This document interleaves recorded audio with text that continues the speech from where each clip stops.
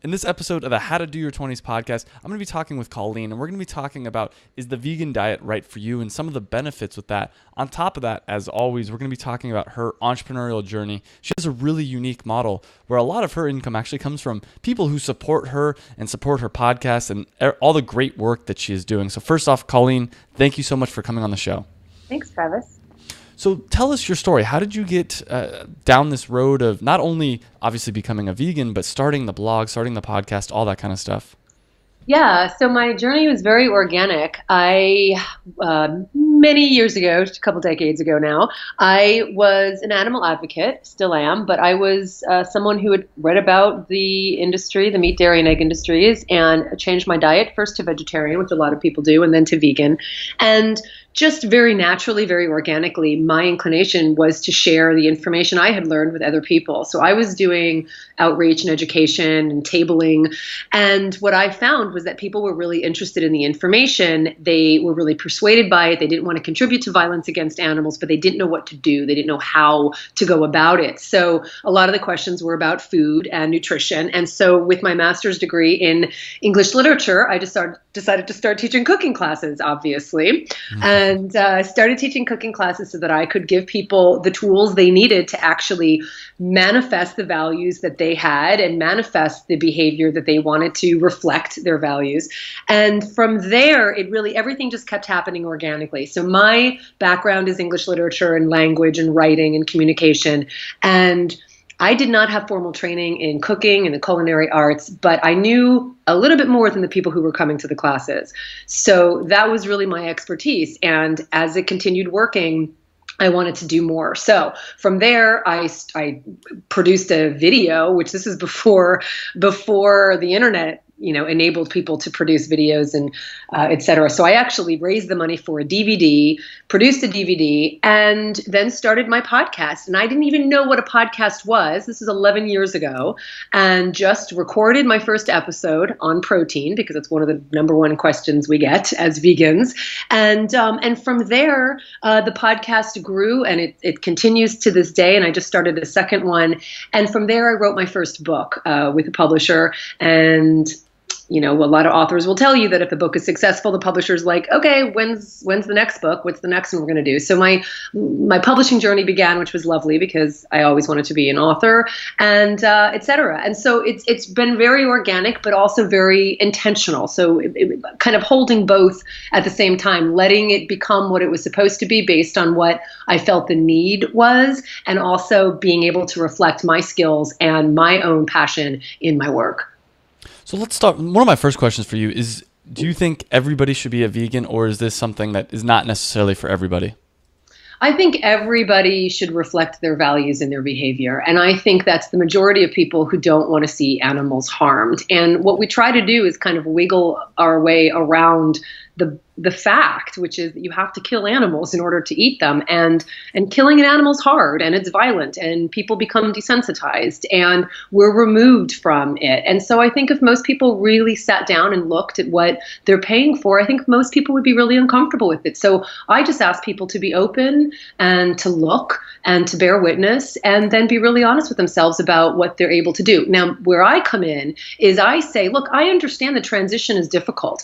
We are habit-oriented creatures, and making changes, it can be really difficult for people. So I really see my role as a conduit for guiding people through the transition so that they can do it joyfully and confidently and healthfully and, of course, deliciously. Absolutely. So for you, it's much more about the animals than it is necessarily like a health issue, I think, right? For me, and I don't care why people come to it. My work is about just giving you all the tools you need to actually make it happen. But of course, for me, it was for the animals completely. But there are so many wonderful benefits. My cholesterol level, my total cholesterol level is 102. Very healthy and very good shape, et cetera, et cetera. So, there's lots of reasons to do it, and you can have more than one. Absolutely. So let's dig into some of those reasons. So what are some of the benefits? So the listeners here, and I'm sure a lot of them very much care for the animals, but there's a lot of people, including myself, to be quite blunt, that can be selfish at times and would want to explore it more from a personal benefit. So what are some of the benefits that you personally would get from the diet? Well, there's so many. I mean, you can break it down to the spiritual benefits, the health benefits, the physical benefits, mental benefits. So if you want to talk about the physical benefits, the physiological benefits, of course, the bottom line is what I can guarantee people when they get animal products out of their diet is that they're not consuming animal products anymore, which are the main culprits in so many of our preventable, frankly, in all of our preventable diseases.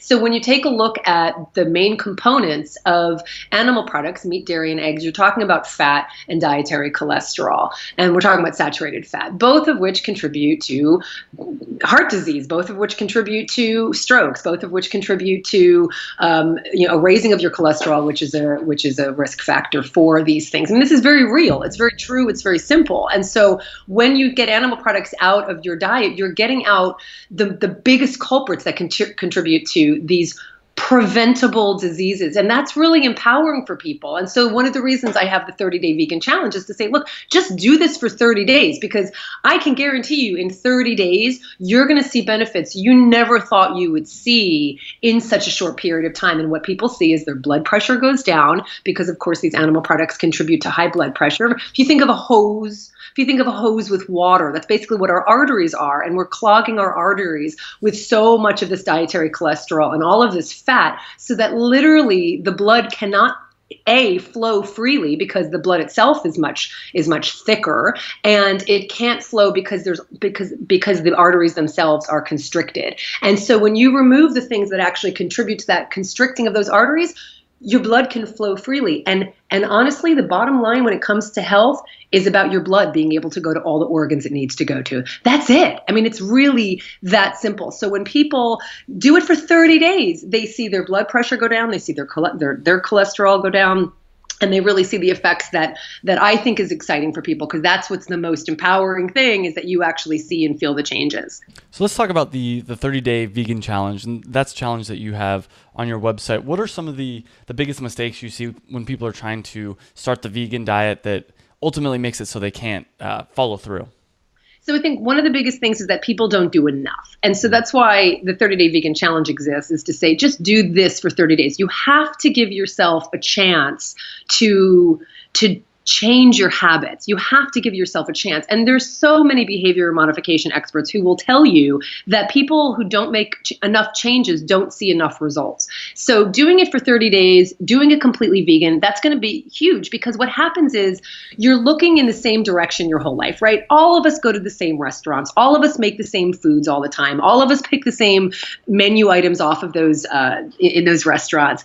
And so when you do this for 30 days, it actually gives you a chance to go, oh, wait a second, I'm going to order something different because I'm going to do this thing for 30 days. Let me make a different choice. And so what happens is you start to create a new foundation. That's the biggest mistake people make, is that they remove a foundation that was familiar to them and they don't replace it with a new foundation. And so what I do is say, here's what you need to build your foundation, so that at the end of the 30-day period, you at least have more tools and information and resources to keep going, or at least to incorporate them into your daily habits. And that foundation is made up of food specifically, so not replacing familiar foods with foods that are as satisfying, as filling, as delicious, as familiar. So I really focus on those components of food. This isn't about taking away things. This is about adding to what you already have, but also trying new things. And so I'm kind of doing all of this at the same time. It's helping it be familiar, helping you also try some new things,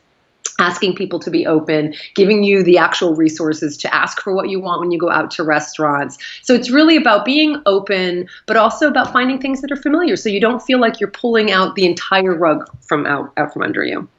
So let's talk about a typical day. So if someone were to want to eat a vegan diet, or we can go your example, or something you'd give as an example for somebody else. But let's say they want to eat a vegan diet and make it obviously somewhat balanced. What would breakfast, lunch, and dinner look like? So breakfast, I love breakfast. So breakfast can be anything. And of course it changes throughout, I think, the seasons. So really easy switches. So if you already love oatmeal and nuts and maple syrup, let's say, so maybe you want to use almond milk or any kind of plant-based milk instead of cow's milk. I just made pancakes. I really was craving pancakes. I just made some pancakes. Obviously, there's lots of vegan recipes out there. You want to have cereal, use plant-based milk instead of cow's milk. You want just fruit and yogurt, there are plenty of plant-based yogurts out there. You want want just fruit and peanut butter, nut butter, have that. You want to make a smoothie, have that, but use plant-based milk. So you're still having things that are really familiar to you. You don't have to completely switch up and eat chia seeds. It doesn't have to be like that. Have something that's already familiar and make an easy switch for yourself. Could be toast, could be a bagel. And of course, there's wonderful non-dairy butters out there, Earth Balance being the best. For lunch, same thing. If you're used to bringing sandwiches to work, you like sandwiches, could be very simple, could be very familiar, could be peanut butter and jelly sandwich, could also be just a wonderful vegetable sandwich with roasted vegetables, with hummus, with bean sprout, alfalfa sprouts, whatever you would normally build your sandwich with. And of course, there's also vegan meats out there, which are fantastic because they're there to give you the familiarity and the protein and the nutrients without any of the culprits, without any of the negative things.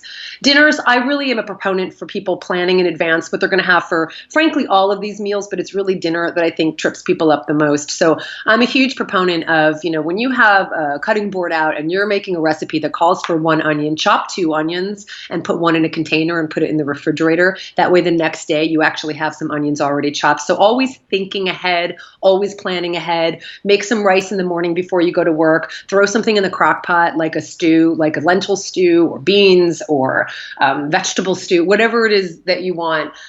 Throw it in before you go to work and just at least have some plan before you come home from work. The worst thing we could do is actually decide what to have for dinner at dinner time. We never make the best decisions when we do that. And all of these things are going to be balanced. If you're consuming a variety of fruits and vegetables and grains and legumes and herbs and spices, you're going to get the variety of nutrients you need. As long as you're not eating potato chips all day, you're going to get everything you need. And, one of my cookbooks is called Color Me Vegan. And one of the things that I encourage people to do is kind of form your meals around color, because the color is where, A, you're going to get the macronutrients just naturally, but B, you're also going to get all these micronutrients. You're going to get all of these phytochemicals and all of these colors that actually influence different organs in our body. Like, how amazing is that to know that like the color orange in carrots actually affects our eyesight, that the color red in tomatoes, lycopene, affects your prostate, not my prostate, but your prostate.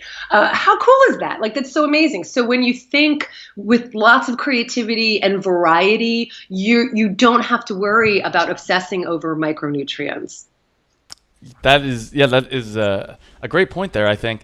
So, but that was going to actually be my next question, and maybe there's still some insight that this question can bring, but that is basically, if anything's done incorrectly, it could lead to negative health risks or something like that. Do you ever see that happen? And if so, how can people avoid them? Is it just eat the colors and you'll be good for the most part?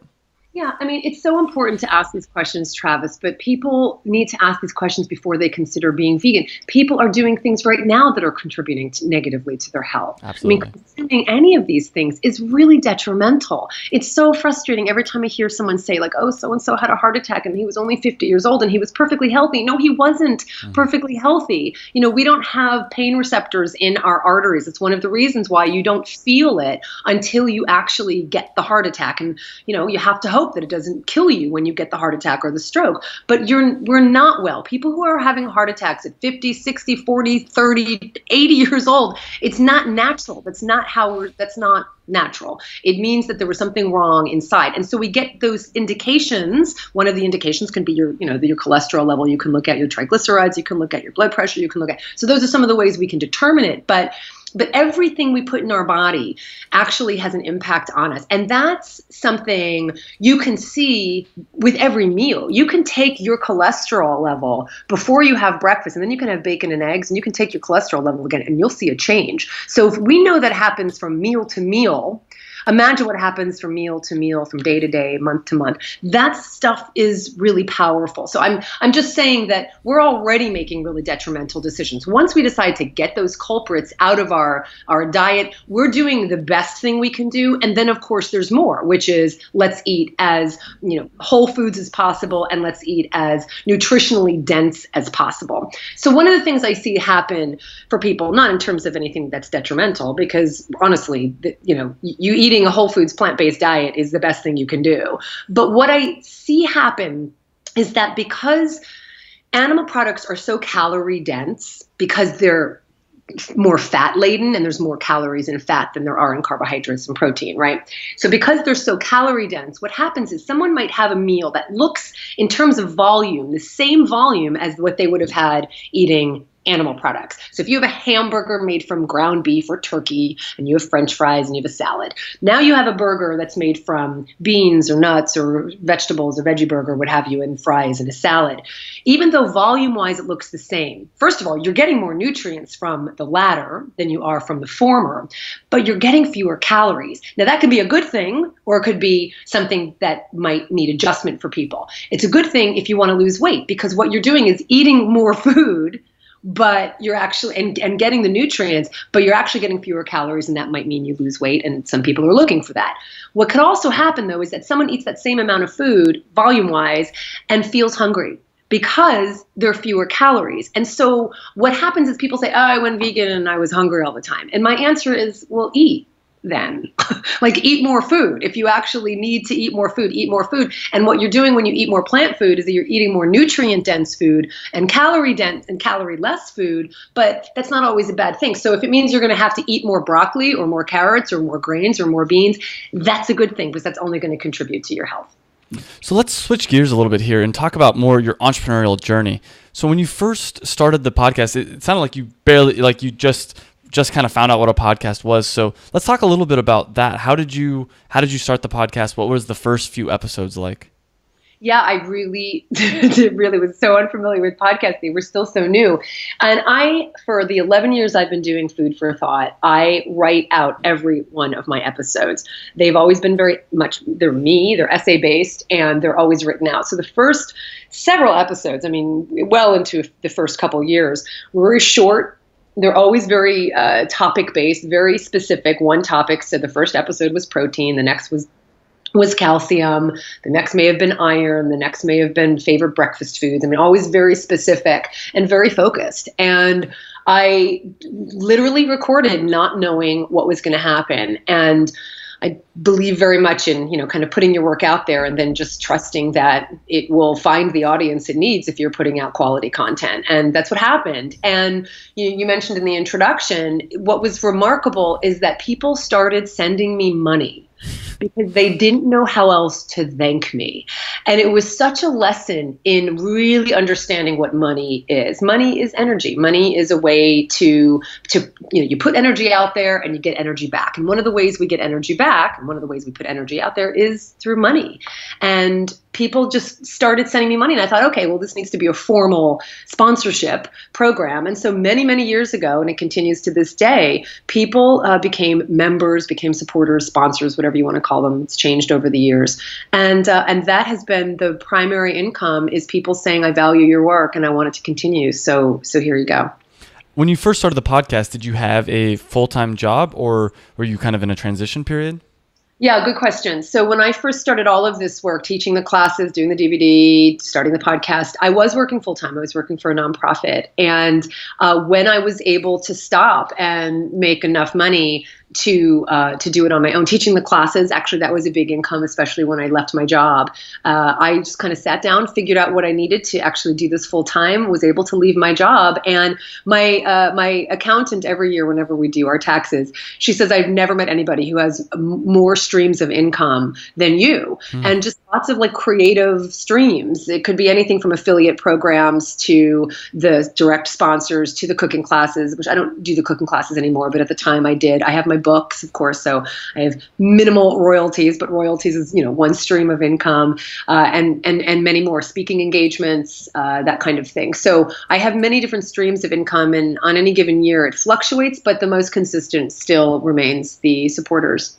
So let's talk a little bit about your support system of the podcast. But before we get into that, any listeners of this podcast that want to send me money, I am more than happy to get it. But in all seriousness, I'm curious how you structure the official support system. Right now I use Patreon. I started using Patreon gosh, when they came into existence, over a year now. And before that, it was pretty much PayPal, and there were just different levels. And for the different levels, people get some kind of perk, and that includes thanking them on the podcast. That includes reading a letter on the podcast. That includes getting written transcripts, because as I said, even with my new podcast, which is called AnimalaG, all the transcripts are written out, so I'm able to very easily convert them into a PDF and then send them to my supporters. So that's one of the perks. And some people just want to do it because they just want to be able to support it. And Patreon makes it easy for people to be able to sign up at different levels and get perks for it. And as far as I noticed that you have a lot of different brands. Is there a reason why you have so many different brands versus like consolidating them all under, let's say, Joyful Vegan? Well, what do you mean? I think they are at this point. They're consolidated under me. Oh, okay. I just meant like the podcast, like you have multiple podcasts and like AnimalaG, you just said, versus other podcasts. Yeah, well, I mean, I'm the brand. So Colleen Patrick Goudreau is the brand. For a while, Joyful Vegan was, but definitely transitioned to really just focusing on me as the brand, if you will. Okay. And under that brand, there are just many different projects. And that's what the Food for Thought podcast is. That's what the AnimalaG podcast is, the different books that I have, the 30-Day Vegan Challenge. So those are just projects under me, under my umbrella. Okay, then the reason I ask is because I've also got a lot of different projects, and this is something I struggle with. I have a YouTube channel where I teach people how to start e-commerce companies because e-commerce is something I'm really interested in. Obviously, I have this podcast because this is also something I'm interested in. Mm-hmm. I've got a number of different things. So it's always interesting to hear other people's opinion. Specifically for me with the YouTube channel, I look at that and it's all about teaching people how to do e-commerce, but part of me wants to do things like, well, what about book reviews? That's not really related to e-commerce, but it's something I'm interested in. And then what about, blah, blah, blah. Like I can go forward from there and say, oh, but I'd like to talk about this random thing. And that's something I struggle with. Yeah. Yeah, I do too, Travis. And it's been a long time kind of realizing that's why I really have shifted to just Colleen Patrick Goudreau, because I am the expert. Mm-hmm. I am the person who has this interest and knowledge and passion and skills in all of these different areas. And I didn't want to feel locked into one thing. I mean, even though vegan for me is, a huge part of my work, it really is it's really more of that is a manifestation of my compassion. Being vegan is a physical manifestation of my compassion. It's the easiest and best and most practical and possible way to manifest the compassion I have, which is I don't want to hurt anybody. Okay, how do I do that? I don't want to contribute to violence and exploitation. So we just not eat the things and not buy the things and contribute to the things that contribute to that violence. Okay, that's what being vegan is. But the compassion is the foundation of everything. So I struggle with that too, because it's like I want to talk about other things. People come to me, they want to talk about politics. They want to talk about the state of the world. They want to talk about how to live in this world with compassion and integrity.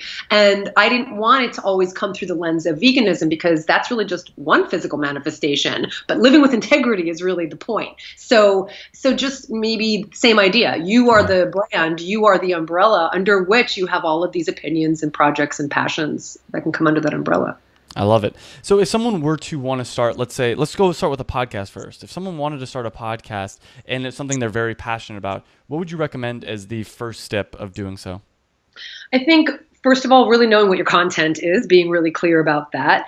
I think being clear about the format, although, you can be a little loosey-goosey with yourself. My format has always been the same with Food for Thought. It's never changed. I'm always really frustrated when I get emails from people who are just PR people saying, hey, so-and-so would love to be interviewed on your podcast. I've never done an interview in 11 years. So obviously they're not listening to the podcast at all. So my format has remained the same. Now with AnimalaG, I've decided to open that up and include some interviews because I want to talk to other colleagues of mine about this broad topic around language related to animals.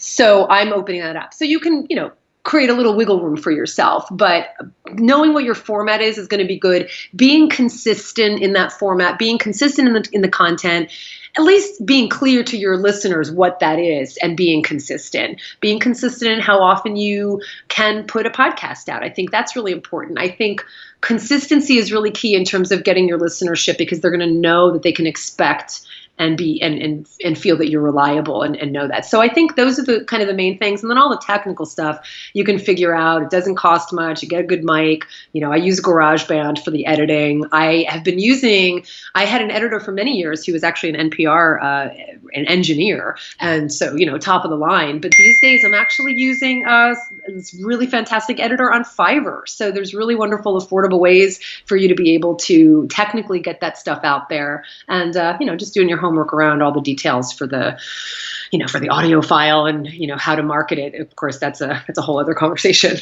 Well, actually, that's the next thing I wanted to talk about. Is there been any points where you see really big upticks, or has it been a steady increase in podcast listenership? Definitely for me, it's been really steady. I mean, it's increased over the years, I think, just because Food for Thought has become really entrenched in the podcast world, and I'm really proud of that. I mean, it was one of the first, certainly the first vegan podcast and health podcast out there. But definitely I've seen growth, and it's really scary for me because I'm really looking to focus on this next podcast, and I'm not completely stepping away from Food for Thought, but I'm really focusing on animalogy. And to step away from Food for Thought, I can't tell you how many thousands of letters I've received over the years about how that podcast has changed people's lives. It's incredible. And yet I feel really compelled to focus on this next aspect of my work. So, but yeah, pretty steady. And it's been really relying on word of mouth. I haven't done a lot of marketing. In fact, I don't do any marketing on Google Ads. I don't do any of that. I feel a little insecure around that because it's kind of a world that I'm not familiar with. But most of it's just been pretty organic in terms of marketing. So with AnimalaG, what plans do you have for growing that as far as growing the listenership? Yeah, that one I'm really excited about just because I have definitely a plan with AnimalaG that I didn't have with Food for Thought, mainly because I started it so organically, for better or for worse. So with AnimalaG, one of the things I am excited about is, I'm excited about the content. So the AnimalaG is basically about the animal-related words and expressions we use every day and how they affect and reflect our relationship with animals. So there's so much to say about words and idioms and expressions, et cetera, and euphemisms around animals. But I am also really excited about interviewing, like I said, my colleagues. I can talk about the meat, dairy, and egg industries, internal trade journals and how they really encourage euphemisms and doublespeak to talk about their products because they know that plays well with consumers. I can talk about that, but I'd rather talk to, a colleague like Paul Shapiro, who's a senior vice president for farm animal welfare at Humane Society, because he goes through those trade journals every single day. So I'm excited to talk about colleagues about what they're expert in. And frankly, I do know, and I'm not doing it for this reason, but that will increase my listenership, because when you do interview people, obviously that means that they're going to also share those episodes with their folks as well. I'm also I already have a TED Talk, and I'm really working hard on finding the right TEDx organizer for my TED Talk, and that's related to AnimalaG. I'm a contributor to my local NPR station, my national public radio station, and just today, one of my AnimalaG related episodes, or it was an essay I wrote just for them, aired. So I'm really focused on the content and that topic, and kind of just expanding it to all these other platforms and all these other mediums, and staying pretty focused on it. So other than, obviously, you talked a lot about AnimalaG, what are your plans for 2017? Definite plan is to get a TED Talk. I feel really strongly about it. I have a talk that I wrote just for TED, and it's called I Am an Animal, and I feel really strongly about it. So that's really number one. And by the end of the year, I'm also going to have a book deal for sure. So I've already talked to an agent. I've already got the proposal for this book, which is AnimalaG, and I'm really excited to have another book. All of my books up to this point have been food, nutrition, vegan related. I mean, they're also lifestyle related. The last two have been lifestyle, not just food and cooking. But I'm really excited to really go into this. I've been talking about it for years, but to be able to have a book that's specifically about language and animals, I'm really excited about. So those are my main goals for this year: is really staying focused on the animal-related language, doing it through the podcast, doing it through the TED Talk, and doing it through a book. I want to actually talk really quickly about books, because that's something I've always been interested in, writing a book. Can you talk a little bit about what made you decide to write your first book, and what was that process like? And ultimately, how did the launch go? Was it better or worse than you thought it would be? Yes, I have learned much about publishing books and being an author much in the many years. So my first book, the 10-year anniversary of my first book, is actually this year, and the publisher is coming out with a new edition for it because it's the 10-year anniversary, and it's the bestseller of all my books, called The Joy of Vegan Baking. And I always wanted to be an author. I mean, like I said, my background is I was an English major in college. I got a master's in English literature. So I mean, writing has always been a huge part of my being. And so being an author was always a dream. In this case, I actually had the great fortune of having a publisher approach me for my first book. And that publisher remained my publisher for the next 3 books. So 4 books are published with that publisher. And it's been a really interesting experience. There's things I can't tell you. There's things I've learned. There's things I would do differently. But I will say that I did do one of my books on my own, the newest edition of the 30-Day Vegan Challenge. I self-published, and I actually just recently sold it to a publisher. Because if you want to self-publish, it's great. It's really great. You can control everything. You can do whatever you want, even though I never really had problems with my publishers at all in terms of content. I didn't have to fight for content I wanted. However, you get to do everything you want. The problem is if you want that book in bookstores, what the publishers still own these days is the distribution channels. So if you really want proper distribution, doing it through a traditional publisher is the way to go. If that's not what you're concerned about, if you want to just sell ebooks and if you want to just sell them, print on demand through Amazon, then the world is open to you. So there's many, many opportunities. But honestly, every author will tell you these days that publishers really don't put that much into it other than the editorial aspect and, like I said, the distribution aspect, but you still have to push them on the distribution. What they rely on for the authors is marketing. And, it sounds like, if you have an audience or you're building an audience, that's something they're interested in, and that's something that you're always going to be able to tap into. So the marketing aspect never, ever, ever ends if you want to get your work out into the world. Absolutely. So I want to wrap up here, and I have one last question that I like to ask all my guests, and this would be if you could give some advice to all the 20-somethings that are listening to this podcast right now, and it could be about entrepreneurship, it could be about vegan, or it could be about something completely different, something we haven't talked about. What kind of advice would you give to the listeners?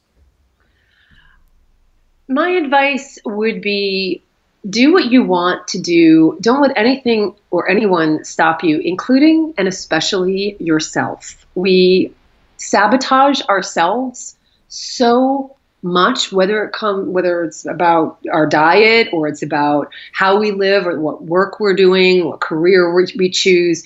We lie to ourselves and we think we have to do what everybody else is doing, what everybody expects of us. And do what you want and live your dream. I was just in Africa. I just traveled to 4 countries in Africa, and going to Rwanda to see the mountain gorillas was just an absolute dream of mine.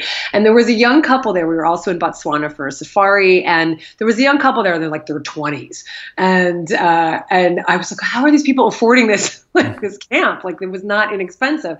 And so we started talking, and their grandmother for their wedding had supported it. And one of the things they said to me when we were talking was like, yeah, we just really wanted to do this before we retired. And I said, well, I'm not retired. And yeah, we just wanted to do it before we got too old. And I'm like, I'm not too old. So you don't have to wait, obviously. Don't wait. But just do it and do whatever it is you want. And I've gotten so many questions from people about that who've now put going to Rwanda, if that's one of the things, on their bucket list. So do what you want.